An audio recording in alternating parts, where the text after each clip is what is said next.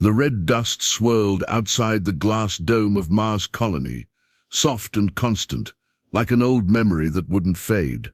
Commander Elian Drex stood by the observation window, arms crossed, eyes locked on the pale horizon. Even here, far from Earth and farther still from the Galactic Council, the silence of space felt loud.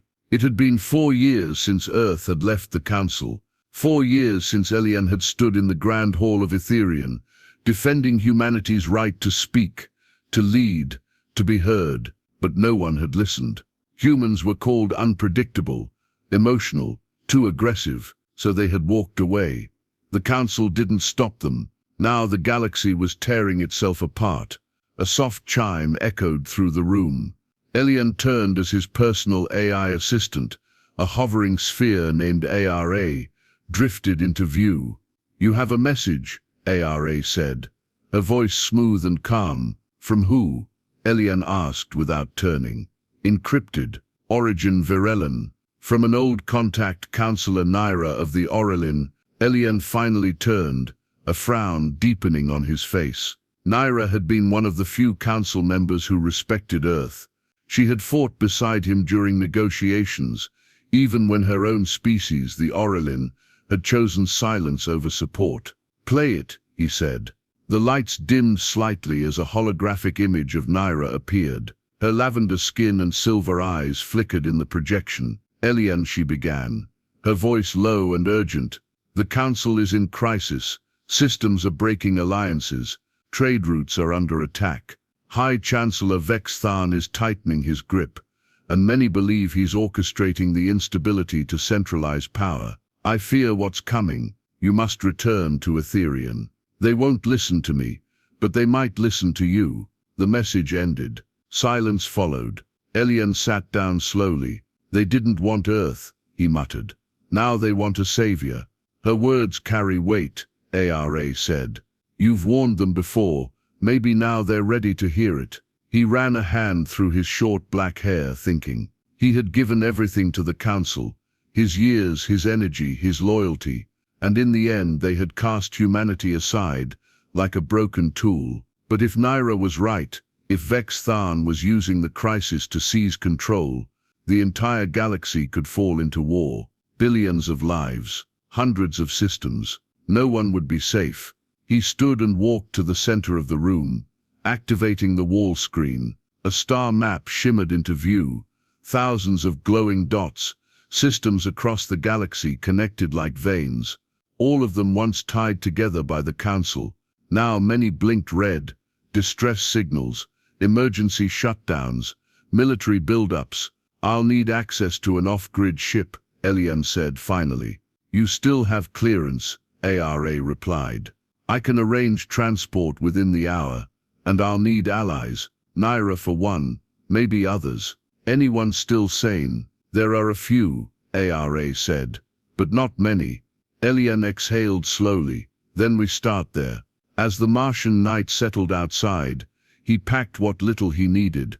His old uniform, a compact data module filled with records from Earth's Council archives, and a silver ring that once belonged to his brother, lost in the final Earth Council conflict. Before stepping out, he looked back at the empty apartment. He didn't know if he'd return, but if he didn't act, there might not be a galaxy left to return to. The ship that carried Commander Elian Drex to Etherian was small, fast, and silent. Officially, it didn't exist. Its black hull blended with the darkness of space as it crossed star systems in stealth mode. No lights, no transmissions, no signal. Just the hum of the engines and the weight of the mission ahead. Elian sat in the cockpit, watching the stars pass. He hadn't seen Etherian in years, not since Earth's withdrawal from the Galactic Council.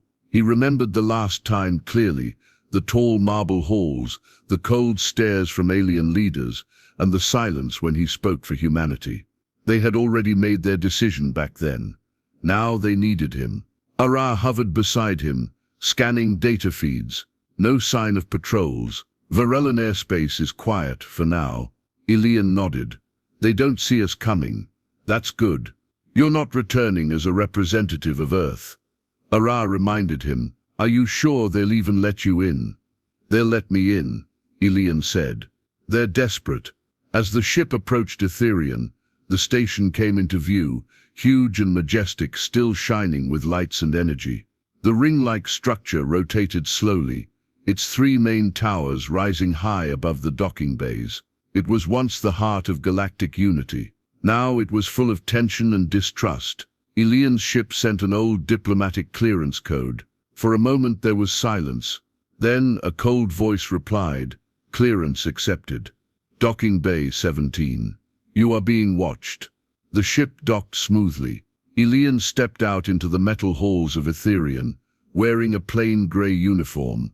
No Earth emblem, no council crest, just a man, walking back into a storm. The halls were quieter than he remembered. Security drones hovered along the walls. Elian diplomats passed without speaking. Fear was everywhere, in their eyes, in their pace, in their silence. He was met by Councillor Naira herself. Her tall, slender form stood out in the crowd, her silver eyes calm but alert. She wore a dark robe, simple but dignified. "Elian," she said with a faint smile. "I wasn't sure you'd come." "I wasn't sure either," he said, "but I saw the signs. The council is falling apart." She nodded and led him into a private chamber. The walls were lined with sound-dampening tech. Nothing would leave this room. "Vex Tharn is moving quickly," Naira began. "He's using the chaos to centralize authority. Systems are pulling their ambassadors. Some fleets have broken treaty lines. Trade is collapsing, and the council can't agree on anything." "Why is he still in charge?" Elian asked. "He filled the power vacuum after Earth left. Others were too cautious. He was ready." Elian frowned. "And now he's calling for emergency powers. He wants to dissolve the vote system. He says it's too slow, too weak." Elian sat back. "That's a dictatorship." Naira's voice was quiet.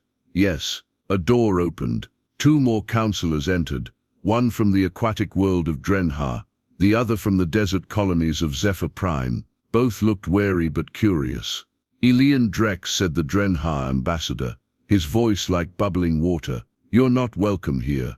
Earth left us. Earth was pushed out," Elian replied. "And now look where that got you." The Zephyri leaned forward. "Are you here to gloat, or to help?" "I'm here to stop this place from tearing itself apart," Elian said. "And if that means confronting Vex Tharn, so be it." Naira raised a hand. "We brought him back for a reason, but we must be careful. Vex still has support. If we move too soon, we'll start a civil war." Elian looked around. "Then we don't move too soon, but we move." Later that night, Elian walked alone through the old Earth sector of the station. It was nearly abandoned now, offices closed, banners removed, just empty rooms and cold lights. But he remembered every corner. Ara hovered beside him. "You've stirred interest. The media is already talking about your return. So is Vex. Let him talk," Elian said. "I want him to know I'm here." Just then the internal communication system chimed. A broadcast message was being played throughout the station. The screen lit up with the face of High Chancellor Vex Tharn, a tall, sharp-featured Krell, with dark red eyes and ceremonial armor. "To the Council and citizens of the galaxy," Vex said smoothly, "I am aware that a former representative of Earth has returned to Etherian. Let it be known, Earth abandoned its duty, and now its people seek to return through the back door. We will not allow fearmongers to disrupt what we are trying to rebuild." The message ended. Elian didn't flinch. "He's scared. Or angry," Ara replied. "Good," Elian said. "Let's make him both." The tension on Etherian thickened like fog. Whispers filled the halls. Sectors stopped talking to one another. Security drones doubled. Ships from smaller systems left without explanation. Everyone felt it. Something was coming. Commander Elian Drex stood in the council archives, deep within the station. This was one of the few places left untouched by politics. Data from centuries of diplomacy, war, and alliances was stored here. Holograms hovered around him, displaying old agreements and current fleet movements. Era floated beside him, scanning files at lightning speed. 17 systems have rerouted their military patrols without telling the Council, Era reported. That's not a coincidence. No, Ilian agreed. They're preparing for something, or being pushed to. He paused at a particular record, a trade route between the Krell Dominion and the Drenhar systems. It had been stable for years. Now 3 freighters had gone missing there in the last week. No distress calls, no debris found. Someone's testing the Council's reaction, Ilian said. Sabotage, but just subtle enough to avoid open war. As he spoke, the station lights flickered. A deep alarm blared across the system. Emergency in Docking Bay 8, Era said quickly. Council cruiser Unity Flame has exploded during launch. Ilian's chest tightened. He turned and ran. When he arrived at Docking Bay 8, smoke curled from the shattered remains of the Unity Flame. Emergency crews worked fast, but the damage was massive. The blast had killed dozens crew members, aides, even a junior ambassador. The walls were scorched, metal warped from the inside out. High Chancellor Vex Tharn appeared minutes later, surrounded by Krell guards. His expression was calm, but his voice was sharp. This was an act of sabotage, he declared. Evidence found near the wreckage points to a human-made device. We have traitors among us. Gasps echoed through the crowd. Eyes turned toward Ilian. Ilian stepped forward. That's a lie. Vex stared him down. Do you deny it was Earth technology? I deny that any human here would target a Council ship, Ilian said firmly. And you're too quick with your answers, Chancellor. Vex turned away. We will conduct a full investigation, and we will not tolerate outside interference. Later, in a quiet maintenance bay, Ilian met with Councillor Naira and 2 others. He laid out the problem in clear terms. He's moving faster now, Ilian said. He knew I'd be blamed the moment something went wrong. You think he planned it? Naira asked. I think he either planted the device or let it happen, Ilian said. Either way, he's using it to take control. We can't accuse him without proof, said the Zephyri Councillor. Then let's get proof, Ilian replied. I need a ship, something fast and quiet. Naira hesitated. Where will you go? There's a supply station near the edge of Krell space, one of the last stops the Unity Flame made. If there's a pattern, it starts there. Within hours, Ilian was aboard a small recon vessel. With him were Era Cal, the young Virellan pilot with quick hands and a sharp temper, and Rilo Vance, a former Earth intelligence officer now working in exile. The mission was simple: find out what Vex Tharn was hiding. The journey was quiet, but no one slept. The crew scanned systems, watched for traps, and kept weapons ready. When they reached the station, it looked abandoned, dark, silent, and drifting. They docked carefully and moved inside. Inside the cargo bay, Era detected heat signatures, recent. Someone had been here. In the main control room, Cal found a damaged data core. Rilo worked to pull files while Ilian watched the doors. Then the lights flickered again. We've got company, Rilo said. A Krell patrol ship had arrived. Ilian's team scrambled to finish. Era cracked the last of the files and transmitted them back to the recon ship. They ran. The escape was fast and violent. Krell drones chased them through asteroid fields. Cal piloted through narrow gaps, while Ilian and Rilo fired from rear turrets. The recon ship took damage but escaped through a hidden worm lane Naira had provided. Back aboard Itherian, Ilian studied the files. They were encrypted logs, fleet orders, troop movements, weapon shipments, all connected to Vex Tharn. But the most important part was buried deeper. Era decrypted it slowly. This proves it, she said. The device that destroyed the Unity Flame, it was planted days earlier by a Krell agent. Vex signed off on the operation. Ilian stared at the screen. Now we have proof, he said. And now we make our move. The chamber was dark, lit only by the blue glow of the decrypted data streaming across the console. Commander Elian Drex stood still, staring at the proof. High Chancellor Vex Tharn had lied. Worse, he had murdered council members to spread fear, all to seize control. This changes everything, said Naira. Her voice was low but steady. She stood beside Elian, arms crossed, eyes fixed on the evidence. "He'll deny it," said Rilo Vance. "He'll call it fake and accuse us of tampering." "He'll do more than that," Elian said. "He'll move fast to bury this. If he finds out we have these files, we won't live long enough to speak." The room fell silent. Cal, the young Varellan pilot, leaned against the wall. "So what's the plan? We wait? Hide? Hope someone else steps up?" "No," Elian said. "We hit back. Publicly." "You want to expose this?" Naira asked. "In front of the council?" "I want the galaxy to see the truth," Elian replied. "But if we do it now, he'll silence the station before the news can spread. He controls too many systems already." Naira paced. "Then what do we need?" "A platform Vex can't block," Elian said. "And support from someone inside his ranks." Ara hovered forward. "I may have something," she said. "During our escape from the outpost, I intercepted a short-range signal from a nearby moon, Krell origin but encrypted with rebel protocols." Elian looked up. "There's a Krell resistance?" "Small," Era said, "but real. Some Krell don't support Vex's rise. They believe in the old council. They've been hiding, building strength, waiting for a chance." "Then let's give them one," Elian said. Within hours, Elian and his team left Etherian again, this time under total blackout. They traveled to the moon of Halrix, a barren rock on the edge of Krell territory. There, beneath the surface, they found a hidden base. They were met with raised weapons and suspicious eyes. "You shouldn't be here," growled the lead guard, a massive Krell soldier with dark grey skin and sharp armor. "We're not your enemy," Elian said calmly. "We're here to bring down Vex Tharn." Those words earned him an audience. Inside the base, they met General Wrath, a former Krell fleet commander who had once served with honor, then vanished when Vex took power. Wrath was older, slower, but his eyes burned with purpose. "You're the human," Wrath said. "The one they blame." "I don't care what they call me," Elian replied.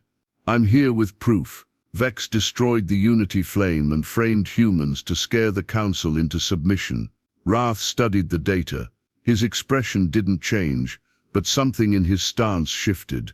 "I've lost ships," he said quietly. "Good people. We thought it was rogue attacks. Now I see it wasn't. Help us," Elian said. "We need your voice. If you speak out, others in Krell space will listen." Wrath hesitated. "One word from me, and Vex will label me a traitor, but maybe it's time." They shook hands. Back on Etherian, preparations began. The council chamber was summoned for an emergency session. Ambassadors arrived tense and suspicious. Rumors swirled. More attacks, more disappearances, more fear. Then Elian stepped forward. With Wrath at his side, he activated a projection in the center of the chamber. The evidence played in full. Voice records, data logs, visual proof of the sabotage. Vex's personal approval code, tied directly to the operation. Gasps filled the room. Shouts followed. Vex Tharn stormed in moments later, flanked by guards. His voice was cold and loud. "This is a trick. Earth's puppet returns with lies and corrupted data." Wrath stepped forward. "No lies, Chancellor. I served beside you. I know your tactics. The evidence is real." Vex's eyes narrowed. "Then you're a traitor too." Weapons were drawn. Chaos erupted. Elian grabbed Naira and signaled his team. "Get to the control center. If Vex cuts the broadcast, the outer systems won't see it." Kale and Era raced ahead. Rilo held the hall, exchanging fire with security drones. Explosions shook the station as factions loyal to Vex clashed with those defending Elian and Wrath. They reached the broadcast center. Era plugged in and rerouted the signal across all council-linked systems. Planets, stations, fleets. Millions watched the truth play out live. By the time Vex's forces reached them, it was too late. The message was out. Elian turned to the screen, watching distant systems react. Shock, anger, movement. "The galaxy knows," he said. Outside, sirens blared. Vex had activated martial lockdown. "He'll make his final move now," Naira said. He'll try to take the station by force. Then we fight, Elian said. We finish this here. The station shook. Elian Drex braced himself against the wall as the floor vibrated beneath his boots. The hum of emergency sirens echoed through every corridor of Etherian. The red glow of lockdown protocol bathed the hallways in warning light. Vex Tharn had declared martial control. The council chamber was under siege. He's launched a full assault, Anare said, hovering beside him, scanning the station's systems. Council security is compromised. Most guards now follow Vex's direct orders. Status on external support? Elian asked.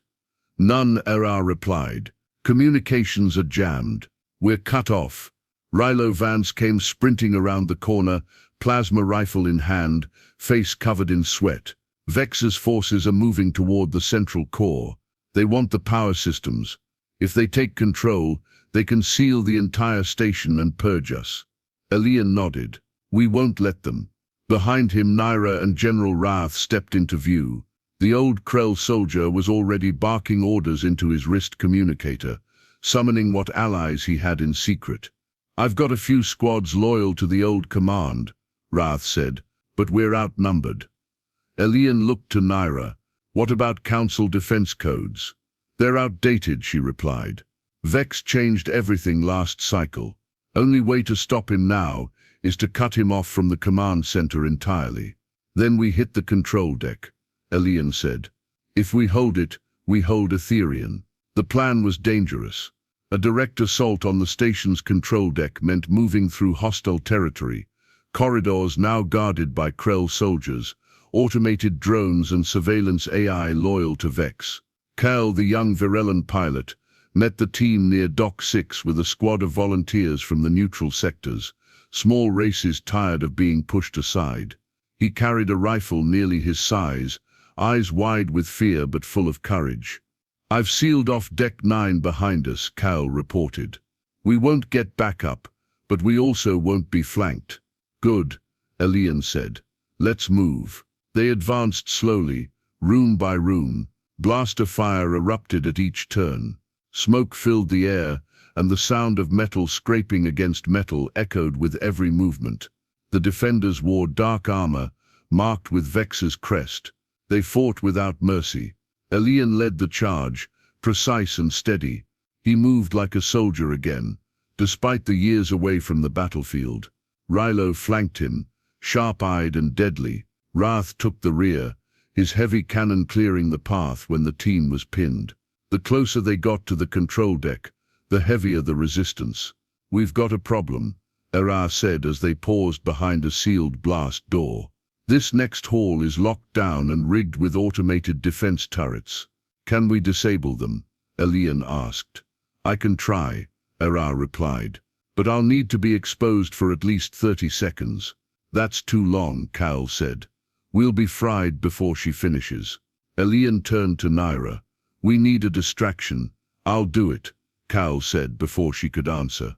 Everyone looked at him. You sure? Elian asked. Cal smiled weakly. My people don't get remembered for much. Might as well make it count. He ran forward, drawing fire, dodging and diving behind cover. The turrets focused on him instantly. Now Era, Elian shouted. Era zipped forward, sparks flying from her core as she overloaded the turret control node. The guns went still. Cal stumbled back, smoke rising from a shoulder wound but alive. They reached the final blast doors to the control deck. Override initiated, Era said. The doors opened. Inside stood Vex Tharn. He wore ceremonial armor, dark and polished, glowing with energy from his rank. Around him, Krell guards lined the walls. They were ready for war. You came all this way just to die, Vex said coldly. Elian stepped forward. No, we came to end you. The battle in the control deck was brutal. Blasts lit the room. Explosions tore through consoles. Vex moved like a predator, striking fast and hard. Wrath faced him directly, old rage burning in every punch and blast. Elian moved to the core terminal. Era, plug in. Working, she replied. Dodging sparks and shrapnel. One by one the guards fell. Rilo took a shot to the leg but kept firing. Cal dropped to his knees out of ammo but still throwing whatever he could. Wrath fought Vex hand to hand, heavy blows shaking the floor, but Vex was too fast. He knocked Wrath down, ready to strike the killing blow. Elian, Wrath shouted. Elian turned. Vex charged him. With no time to think, Elian grabbed a power rod from the control core and slammed it into Vex's chest. A blast of energy lit the room. Vex staggered, stunned. Rilo fired the final shot. The High Chancellor collapsed. Era finished the override. Lights across the station changed from red to blue. All systems returned to Council control, she said. Moments later, external comms came back online, and then the message Elian had been waiting for crackled through. This is Earth Command. We received your signal. Our fleet is here. Through the main window, Elian saw them, sleek Earth ships arriving in perfect formation, weapons powered, ready to defend the station. Council ships too, those still loyal, emerged from the stars. For once different banners flew side by side. They had come, not just for Elian, for peace. Naira stepped up beside him. We won't need votes to prove he was wrong. The galaxy just watched him fall. Elian looked at the battered room, his injured team and the stars beyond. It's not over, he said, but it's a start. The battle was over. Smoke still curled from the walls of the control deck. Panels sparked and flickered. The body of High Chancellor Vex Tharn lay motionless at the base of the main console. Around him, shattered weapons and broken armor told the story of the final stand. Commander Elian Drex stood in silence. The Earth fleet hovered outside Etherian, holding position, waiting for a signal. Across the station, systems came back online. Doors unlocked. Sirens faded.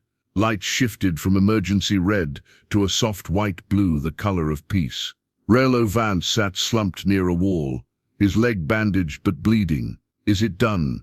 He asked, breathing hard. Elian nodded slowly. It's done. Kale, bruised and burned but alive, gave a tired smile. And we're not dead. That's something. Aurelio hovered above the console, her core dimming slightly from the energy she had used. The Council systems are secured. Vex's override codes are disabled. Communications are fully restored. Broadcasts of his betrayal are spreading. All of them? Elian asked. Elia rotated once. To every system, every station, every fleet.